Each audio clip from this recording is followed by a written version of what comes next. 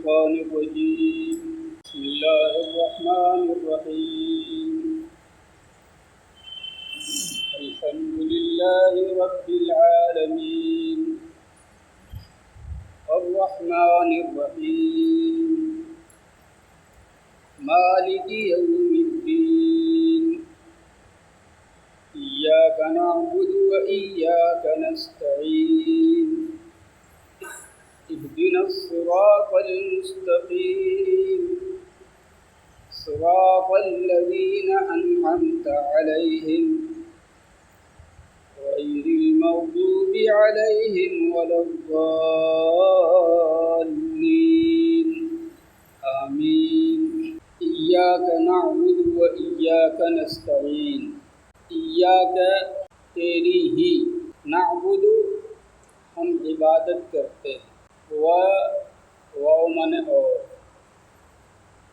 ایاک اور تجھی سے نستعین ہم مدد مانگتے ہیں۔ دو تین چیزیں سمجھنی ہیں۔ عبادت جب آئے گی تو دو چیزوں کا ہونا ضروری ہے۔ ایک ہے عبادت کرنے والا، اس کو عابد کہیں گے، اور ایک جس کی عبادت کی جائے اس کو معبود کہیں۔ نعبد ہم عبادت کرتے ہیں، تو عبادت کرنے والا تو اسی کے اندر موجود ہے۔ اب ایک شکل یہ تھی کہ اس کے بعد جو ہے عربی میں ایسی حالت میں معبود جس کی عبادت کی جائے مفعول ہے وہ۔ عربی کا قاعدہ یہ ہے کہ اس کو فعل کے اخیر میں لاتے ہیں، کاف زبر۔ جیسے دعائے قنوت ہم پڑھتے ہیں تو ہم کہتے ہیں اللہم اے میرے اللہ، انا بے شک ہم نستعینک تجھ سے مدد مانگتے۔ یہاں پر کیا ہے؟ ایاک نستعین، دونوں میں فرق کیا ہے؟ نستعینک اس کا مطلب ہوگا ہم تجھ سے مدد مانگتے ہیں، لیکن جب اسی کو اٹھا کے پہلے لایا جائے گا ایاک نستعین تو اب مطلب بدل جائے گا۔ اب تجھ سے مدد مانگتے ہیں یہ نہیں ہوگا، اب مطلب ہوگا صرف تجھ سے مدد مانگتے ہیں، تجھ سے ہی مدد مانگتے ہیں، یعنی تیرے علاوہ کسی سے مدد نہیں مانگتے۔ یہی مطلب ہوگا ایاک نعبد میں کہ ہم تیری ہی عبادت کرتے ہیں۔ اس کا مطلب ہوا کہ تیرے علاوہ کسی اور کی عبادت نہیں کرتے۔ اب سوال یہ پیدا ہوتا ہے کہ عبادت ہے کیا چیز؟ عبادت کہتے کس کو ہے؟ کسی کی خوشی اور مرضی حاصل کرنے کے لیے انتہائی عاجزی، انکساری اور ذلت کے ساتھ اپنے آپ کو اس کے آگے جھکا دینا۔ کسی کی مرضی حاصل کرنے کے لیے انتہائی عاجزی، انکساری اور ذلت کے ساتھ اپنے آپ کو اس کے آگے جھکا دینا، یہ مطلب ہے عبادت کا۔ اس لحاظ سے اگر دیکھا جائے تو یہ حق صرف اس رب کا ہے جس نے ہم کو پیدا کیا ہے اور ہمیں کھلا پلا رہا ہے اور ہماری ساری چیزیں بنا رہا ہے۔ اگر ہم اپنے آپ کو اس انداز سے جھکائیں گے تو صرف اس کے آگے جھکائیں گے اور اس کے علاوہ کسی کے آگے نہیں جھکائیں گے۔ حضرت سیدنا اس کا حکم اللہ رب العزت نے قرآن کریم میں بہت سے جگہ دیا۔ جتنے انبیاء کرام دنیا میں تشریف لائے ان سارے انبیاء نے یہ فرمایا ان اعبدوا اللہ، اللہ کی عبادت کرو، واتقوہ اور اسی سے ڈرو، واطیعون اور میری فرما برداری کرو۔ کسی نبی کو بھی یہ حق حاصل نہیں ہے کہ وہ امت کو اپنی عبادت کی کا اشارہ بھی کرے۔ قرآن کریم میں اللہ نے فرمایا ما کان لبشر، کسی انسان کو اس بات کا حق حاصل نہیں ہے ان یؤتیہ اللہ الکتاب والحکم والنبوہ، کہ اللہ تعالیٰ اس کو کتاب دے، حکمت دے، نبوت دے ثم یقول للناس، پھر وہ لوگوں سے کہے کونوا عبادا لی من دون اللہ، کہ تم اللہ کو چھوڑ کے میرے بندے بن جاؤ۔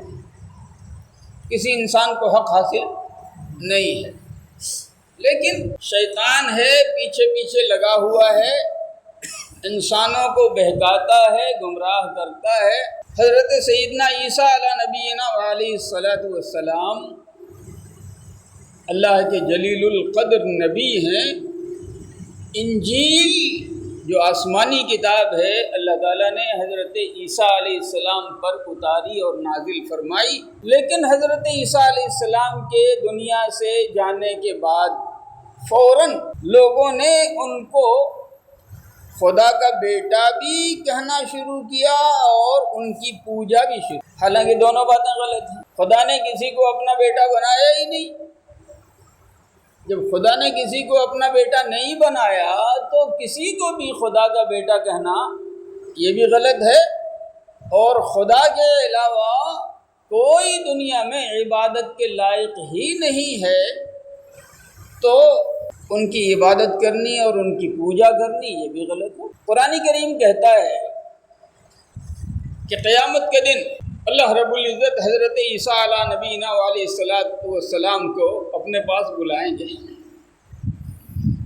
اور روایتوں میں آتا ہے کہ جب اللہ تعالیٰ حضرت عیسیٰ علیہ السلام کو بلائیں گے اور ان کو معلوم ہوگا کہ میرا رب مجھے بلا رہا ہے، تو اتنی دہشت غالب ہوگی اور اتنا خوف ان کے اوپر طاری ہوگا کہ دہشت کے مارے ان کے بالوں کی جڑ سے بجائے پسینے کے خون نکلنے لگے۔ پھر اللہ رب العزت اپنے سامنے بلا کے حضرت عیسیٰ علیہ السلام سے سوال فرمائیں گے، اَأَنْتَ قُلْتَ لِلنَّاسِ اتَّخِذُونِي وَأُمِّيَ إِلَٰهَيْنِ مِن دُونِ اللَّهِ، کیا تم نے لوگوں سے کہا تھا اتَّخِذُونِي وَأُمِّيَ إِلَٰهَيْنِ مِن دُونِ اللَّهِ، مجھ کو اور میری ماں کو خدا کو چھوڑ کے معبود بنا لو؟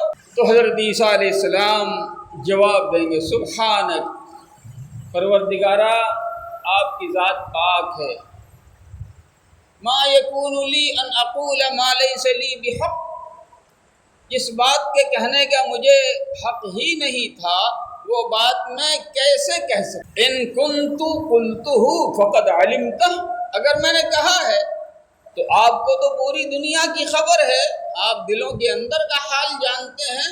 فقد علمتہ، اگر میں نے لوگوں سے کہا ہے تو آپ خود جانتے ہیں۔ تعلم ما فی نفسی ولا اعلم ما فی نفسک، میرے دل میں کیا ہے وہ آپ خوب اچھی طرح جانتے ہیں، آپ کے دل میں کیا ہے کوئی نہیں جانتا۔ انک انت علام الغیوب، آپ تو غیبوں کی بہت بڑی خبر رکھنے والے ہیں۔ ما قلت لهم الا ما امرتنی بہ، میں نے تو صرف اتنا ہی سا کہا لوگوں کو جس بات کے کہنے کا آپ نے مجھے حکم دیا، ان اعبدوا اللہ ربی وربکم، کہ اس اللہ کی عبادت کرو جو میرا بھی رب ہے اور تمہارا بھی رب۔ وکنت علیہم شہیدا ما دمت فیہم، اور جب تک میں رہا تو نگرانی کرتا رہا۔ فلما توفیتنی، جب آپ نے مجھے اپنے پاس بلا لیا، کنت انت الرقیب علیہم، تو آپ نگرانی فرماتے، وانت علی کل شیء شہید، اور آپ تو ساری چیزوں کو جانتے۔ ان تعذبہم فانہم عبادک، اگر آپ ان کو سزا دینا چاہیں تو وہ آپ کے بندے ہیں، جو چاہیں سو کریں۔ وَإِن تَغْفِرْ لَهُمْ، اور اگر آپ انہیں معاف کرنا ہے، فَإِنَّكَ أَنْتَ الْعَزِيزُ الْحَكِيمُ، تو آپ کا ہاتھ پکڑنے والا کوئی نہیں ہوگا۔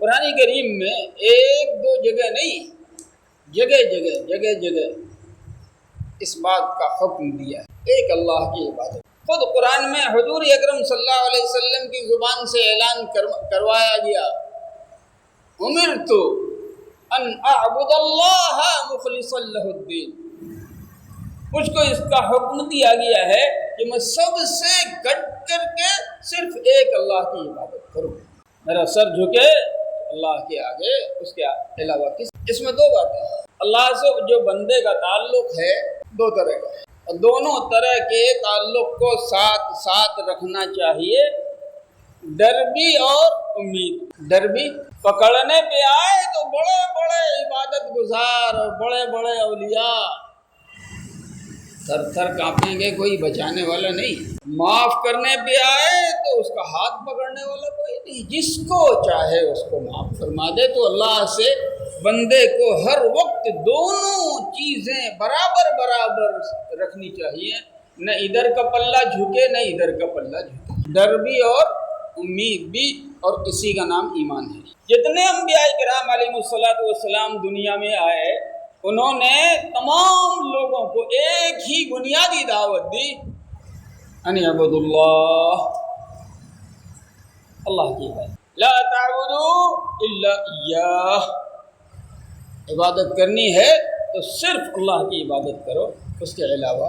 اچھا، اس بات کو قرآن کریم نے جگہ جگہ بیان بھی کیا ہے کہ تمہاری عقل کو کیا ہوا ہے، جہاں چاہتے ہو وہیں سر جھکاتے ہو، جس کو چاہتے ہو اسی کو ماننے لگتے ہو، تمہارے دل میں جس کی بات بیٹھ جاتی ہے اسی کی پوجا شروع کر دیتے ہو، حالانکہ جب تمہاری گاڑی پھنستی ہے تو اس وقت کوئی بچانے نہیں ہے۔ اذا مسکم الضر فی البحر ضل من تدعون الا اياه، تم سمندر اور دریا میں سفر کر رہے ہوتے ہو کشتی پر، اچانک طوفان آتا ہے اور اس طوفان کی وجہ سے تمہاری کشتی ڈولنے لگتی ہے یوں، اور جیسے کشتی ڈولتی ہے اس سے زیادہ تمہارا دل ڈولتا ہے کہ اب تو گئے۔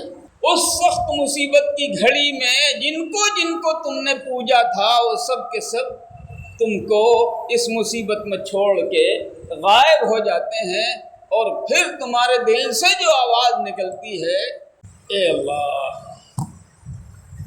آپ ہی بچا سکتے، پھر دل سے اسی رب کو پکارتے ہو، اور وہ جب مہربانی کر کے فلما نجاکم الی البر، اور وہ تمہاری کشتی کو خیریت اور سلامتی کے ساتھ خشکی پر پہنچا دیتا ہے، اعرضتم،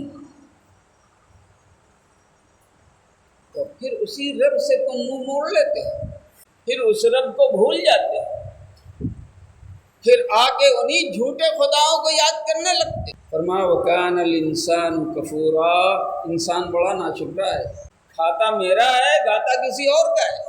اس لیے یہ جو اللہ رب العزت نے سلیقہ سکھلایا اللہ سے مانگنے کا، اللہ سے لینے کا، اس میں یہ بیچ کی کڑی ہے رب اور بندے کے درمیان، ایاک نعبد، اے اللہ ہم تو آپ ہی کی عبادت کرتے ہیں، آپ کے علاوہ کسی کی نہیں کرتے۔ حضرت سیدنا یعقوب علیہ السلام کا دنیا سے رخصتی کا وقت آ گیا، دنیا سے جانے لگے، تو انہوں نے اپنے لڑکوں کو جمع کیا، سب کو، اور جمع کر کے فرمایا ما تعبدون من بعدی، میں جب تک رہا تب تک تو اللہ کی عبادت کرتے رہے، لیکن میرے جانے کے بعد پھر اب کس کی عبادت کرو گے، کس کو پوجو گے؟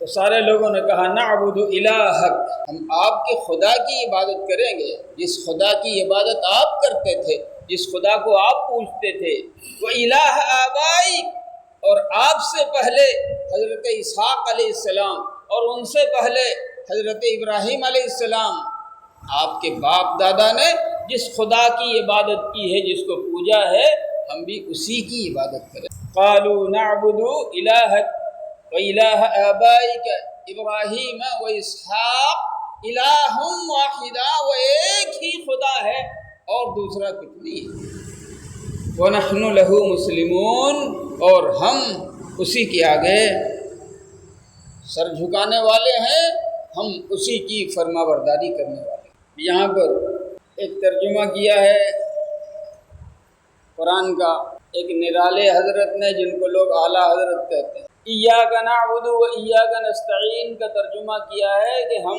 تجھی کو پوجیں اور تجھی سے مدد مانگیں، اپنا حال نہیں بیان کیا ہے، حالانکہ سارے مفسرین نے اس بات کو واضح طور سے لکھا ہے کہ یہاں پر اپنے حال کا بیان ہے کہ اللہ ہمارا آپ سے تعلق ہے، ہم آپ کو پوجتے ہیں، آئندہ پوجیں وہ بات نہیں ہے، ہم آپ کو پوجتے ہیں اور آپ ہی کو پوجتے ہیں، وہ ایاک نستعین، اور آپ ہی سے مدد مانگتے ہیں، آپ کے علاوہ کسی اور سے مدد نہیں مانگتے۔ ایک بات سمجھو، یہاں پر لوگوں نے بہت دھوکہ کھایا ہے، دھوکہ اس اعتبار سے کھایا ہے کہ مدد مانگنے کی دو قسم، مدد مانگنے کی، ایک تو دنیاوی معاملات، دنیا کا جو کاروبار ہے اس کے اندر، اور ایک ہے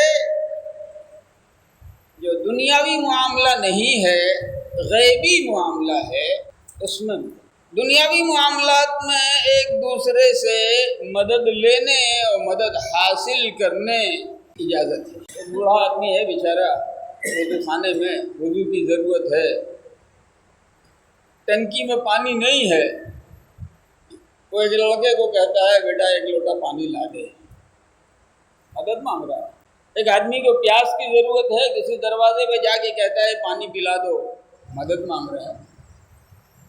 ایک آدمی بھوکا ہے، اس کو ضرورت ہے، کہیں جا کر کے وہ کہیں سے کھانا مانگ لیتا ہے۔ ایک آدمی ننگا ہے، وہ کہیں سے کپڑا مانگ لیتا ہے۔ دنیاوی معاملات میں ایک دوسرے سے مدد مانگنے کا تعلق چلتا رہتا ہے، جائز ہے، کسی نے اس کو منع نہیں کیا۔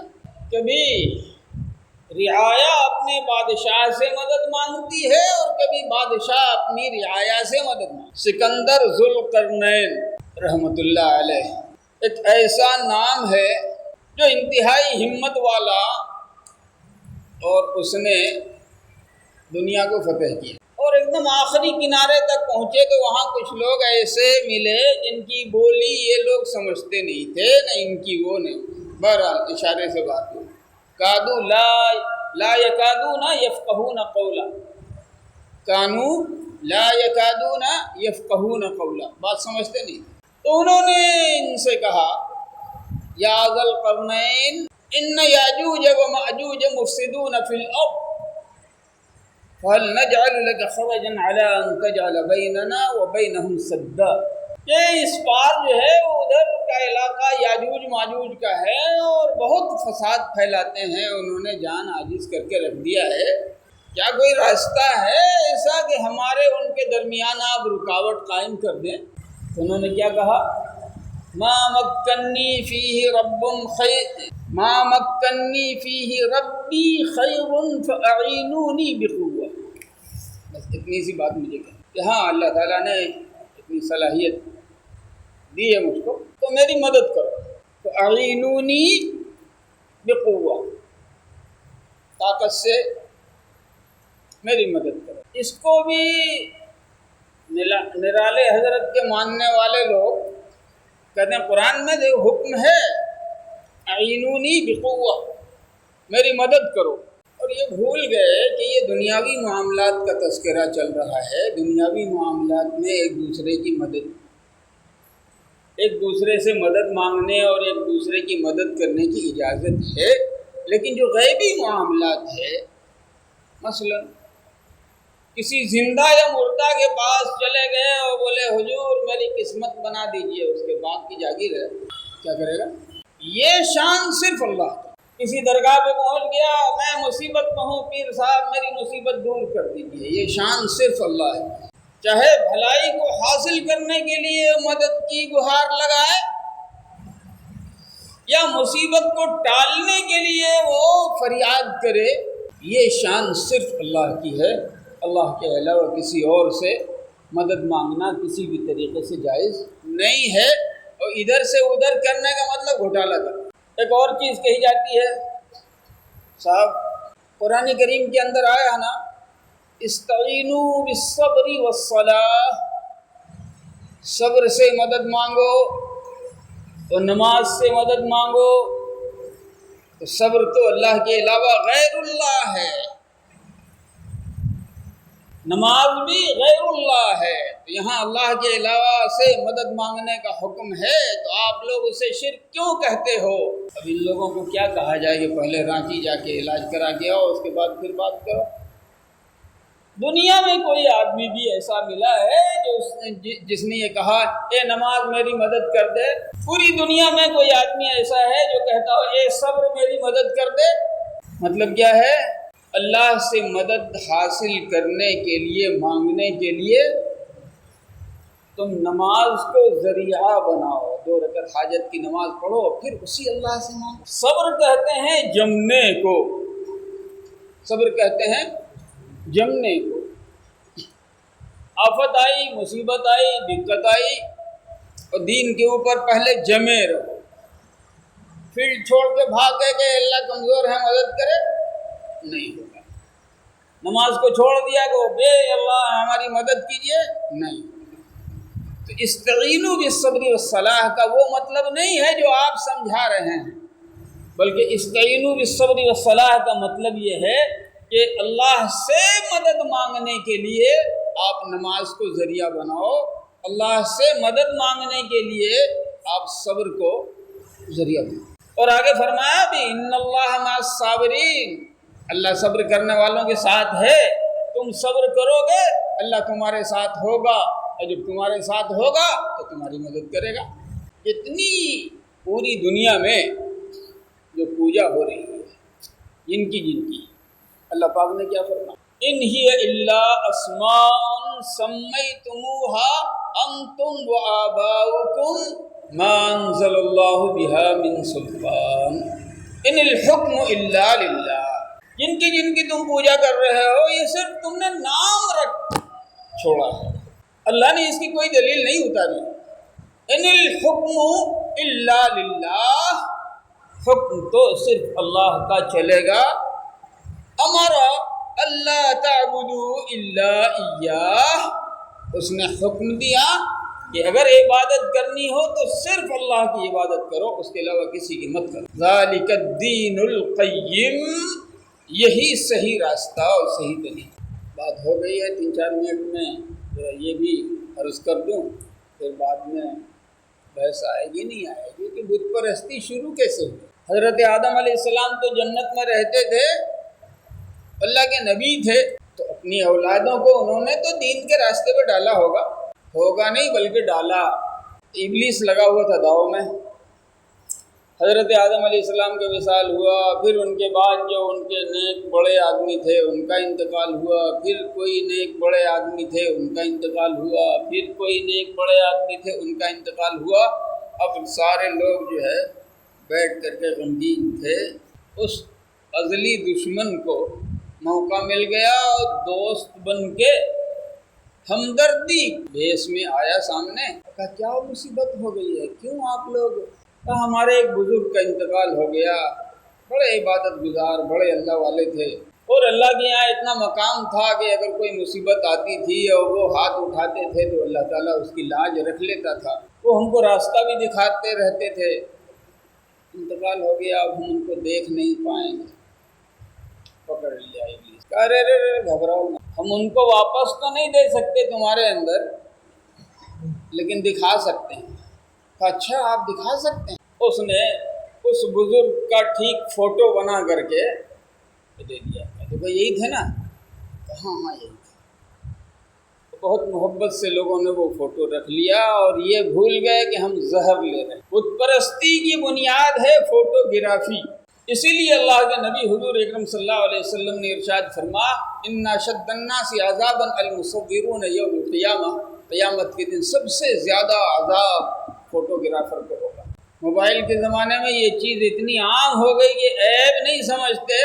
باپ مر رہا ہے، بیٹا باپ کے لیے مغفرت کی دعا کی بجائے فوٹو لے رہا ہے۔ سڑک پہ ایکسیڈنٹ ہو گیا، بجائے اس مظلوم کی مدد کرنے کے سب موبائل کیمرے سے فوٹو لے رہے ہیں۔ یاد رکھنا اللہ پاک ایک ایک کا حساب لے گا، چاہے شادی کا موقع ہو چاہے اور کوئی موقع ہو۔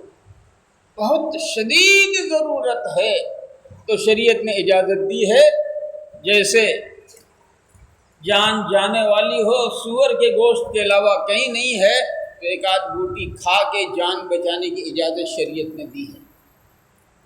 پیاس سے جان جانے والی ہو اور کہیں پانی کا ایک قطرہ نہیں، شراب ہے، ایک آدھ گھونٹ شراب پی کے جان بچا سکتے ہیں، بالکل اسی درجے میں آپ اس کو بھی رکھیں فوٹو کے بعد۔ بغیر اس کے حج میں نہیں جا سکتے، بغیر اس کے ایڈمیشن نہیں ہو سکتا، بغیر اس کے کھاتہ نہیں کھلوا سکتے، بغیر اس کے ووٹ نہیں دے سکتے۔ تو جہاں جہاں ضرورت پڑے وہاں مجبوراً اس کے استعمال کی اجازت ہے، شوق سے نہیں۔ بت پرستی کی جو جڑ ہے وہ ہے فوٹوگرافی۔ کچھ دن کے بعد کسی اور بزرگ کا انتقال ہو گیا، جب تک وہ فوٹو بھی پھٹ پھٹا گیا۔ پھر پہنچا تو لوگوں نے کہا اچھا آئے، بہت آپ نے بنا کے دیا تھا، بہت بہتر تھا وہ تو، لیکن کیا کیجیے وہ پھٹ گیا۔ کہا گھبراؤ مت، اب کی ایسے بنا کے دیں گے پھٹے گا نہیں۔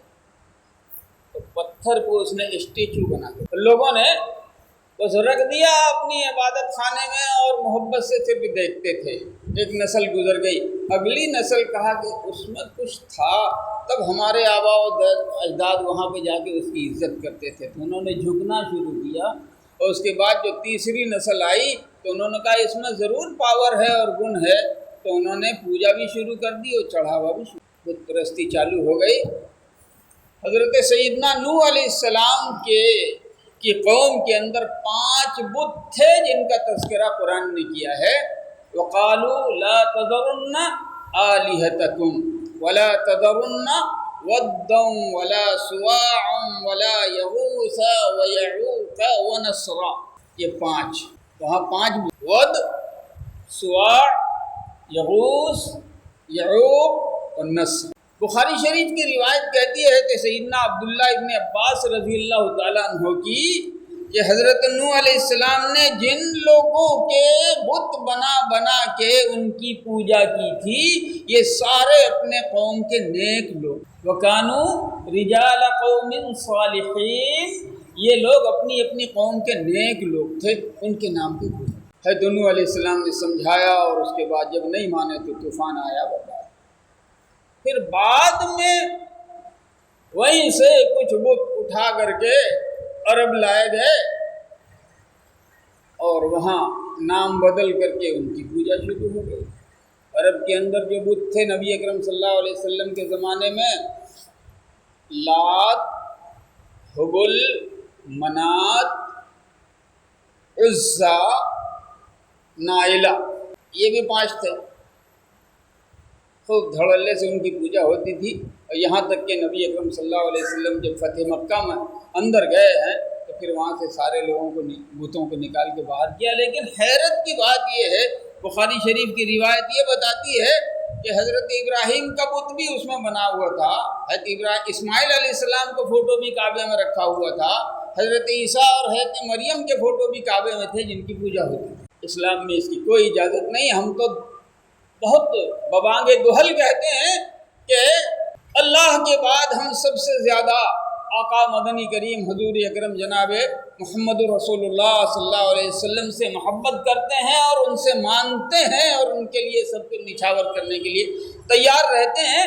لیکن اگر کوئی حضور اکرم جناب محمد رسول اللہ صلی اللہ علیہ وسلم کا فوٹو یا ان کی مورتی لے کے ہمارے سامنے آئے تو ہم عزت نہیں کریں گے، اٹھا کے نالی میں پھینکیں گے، کوئی گنجائش نہیں۔ یہی سبق پڑھایا ہے اللہ رب العزت نے قرآن کریم کی اس آیت میں، ایاک نعبد و ایاک نستعین، اے میرے رب ہم آپ ہی کی عبادت کرتے ہیں اور ہم آپ ہی سے مدد مانگتے ہیں، آپ کے علاوہ کسی کی عبادت نہیں کرتے اور نہ کریں گے، اور آپ کے علاوہ کسی سے نہ مدد مانگتے ہیں نہ مانگیں گے۔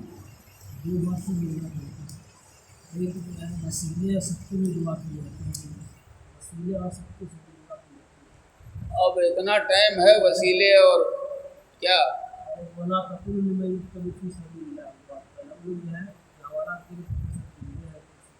ہاں زندہ ہیں، بالکل زندہ ہیں، مانیں گے تو زندہ ہیں تو کیا مطلب، ان کو مانگیے، ان سے مانگیے۔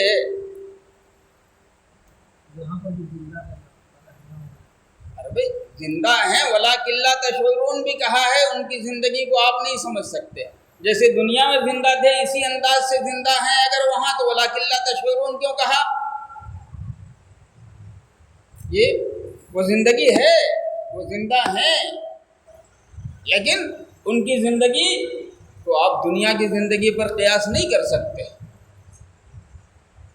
وہ زندگی उस ज़िंदगी को आप समझ नहीं सकते।